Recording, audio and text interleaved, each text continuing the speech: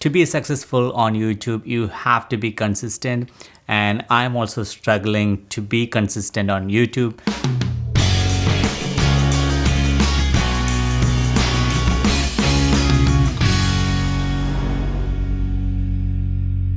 Hi guys, welcome back. Are you guys also struggling to be consistent on YouTube? If so, then I have 10 tips that I wanted to share which I have used in the past in the last year and work for me. Let's begin. So number one is a dedicated space where you can set up your light, camera, microphone, your monitor, and any notes that you want to refer during the recording. So in my case, I have a corner space which I'm dedicated to do that. And you don't need a studio or a big space. All you need is maybe your arm's width, because that's all the camera is gonna capture. So in the background, if you have a white or plain wall, that's fine too.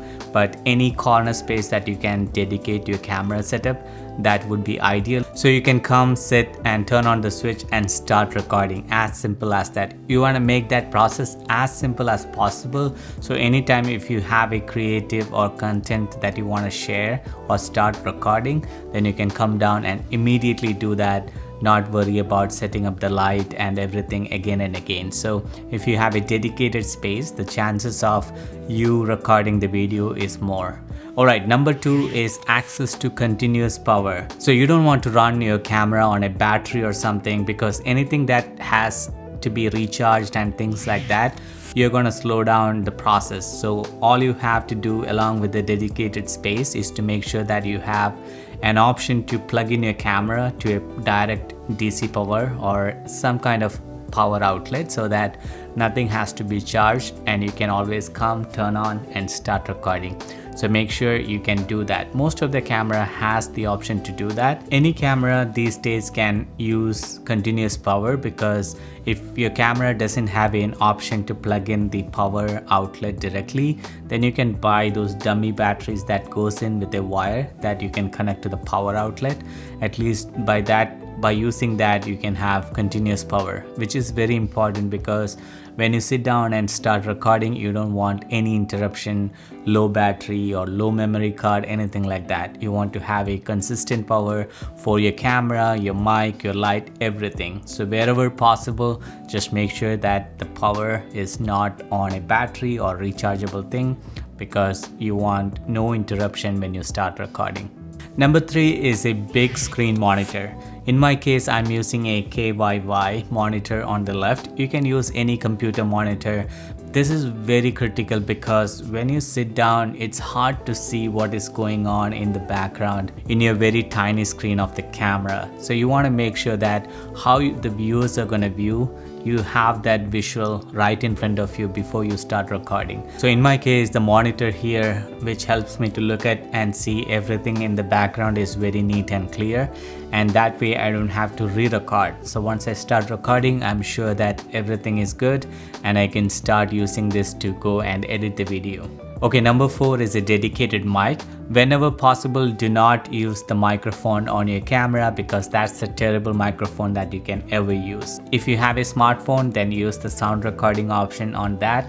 Or ideally, you want to have a dedicated mic that can be plugged into your camera, and make sure the microphone is as close as possible. In my case, it's right here, so that it's very crisp and clear. So even if there is a loud background noise in your home, maybe it's TV running or the AC running, it doesn't interrupt your video recording. You can still get very good audio when you have your mic very close to your subject, in this case to me. That way, even if there is any background sound, it's gonna eliminate that or bring that to the minimum, because the subject that the mic is hearing is you, which is very close to the mic. So that's why it's very critical to have a dedicated mic and have it very close to you, so that you get a crystal clear audio. Alright, number five is dedicated light. So in my case, I have put this big giant softbox right behind the camera, and I can turn it on and off with a switch, and it's always there.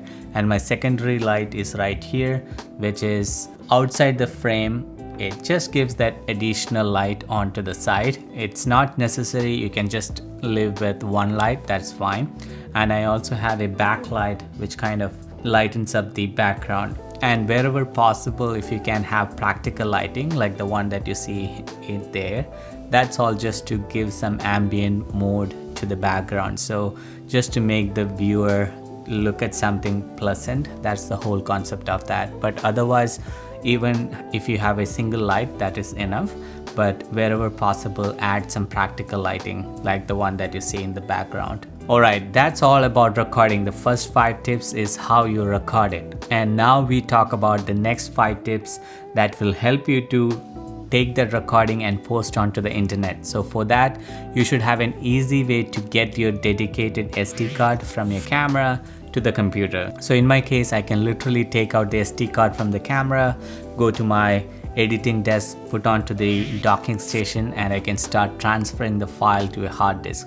So that is very critical. Make that workflow as smooth as possible, so you're not looking about that dongle or things like that. Keep it very handy so that you can transfer the file from the camera to the computer as easy as possible. Alright, number 7 is hard disk. So in my case, I have 3 dedicated hard disks. So when I get the footage from the camera and transfer it to computer, I don't put it into the computer because my Mac has only 500 GB. So I have a USB-C hard disk where I dump all the recordings as is, all the raw footage. And then when I complete editing, then I transfer it to my second hard disk, and then from there I move on to a backup hard disk. So I have 3 dedicated hard disks just to dump all the raw videos and then all the edited ones, and then as a backup. So set this up upfront so that you know the workflow will be smooth and you don't have to worry about space because you are constantly moving from hard disk to hard disk. So your first hard disk is only when you're doing the project. Once the editing is done, that hard disk is freed up, so you can repeat the process of recording and editing. So make sure that you have that workflow set up so that it's so easy to transfer file to hard disk number 1, and then once it is completed, then you can move on to hard disk 2 and 3. So set up that workflow. It's gonna be very, very handy when you start posting videos continuously.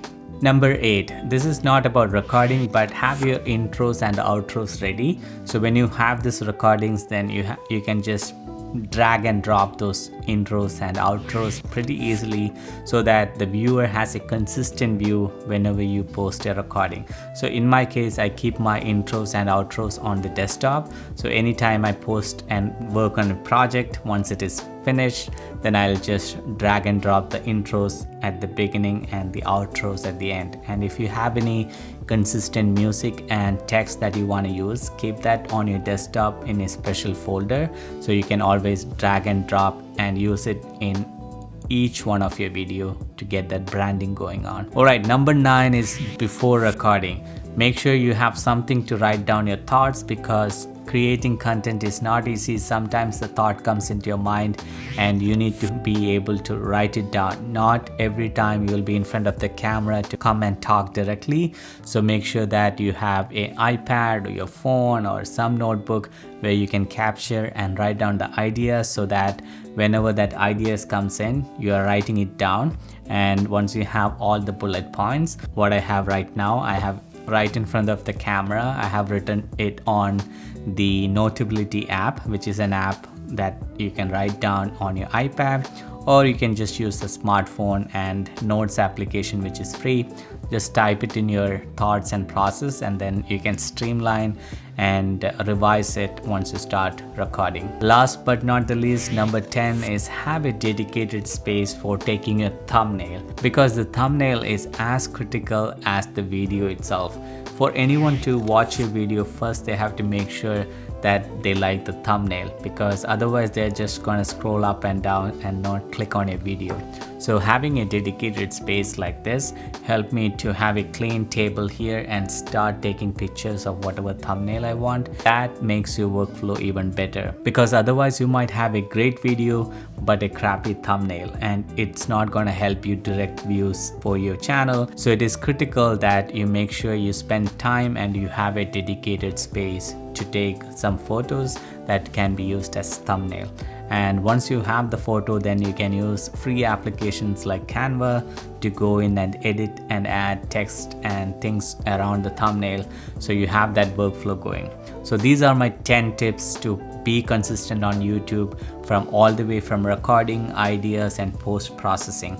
I hope you guys liked it, and if you learned something new from this, give it a like, and if you're new here, consider subscribing for more videos like this. Alright guys, take care, keep creating, and I will see you in the next one.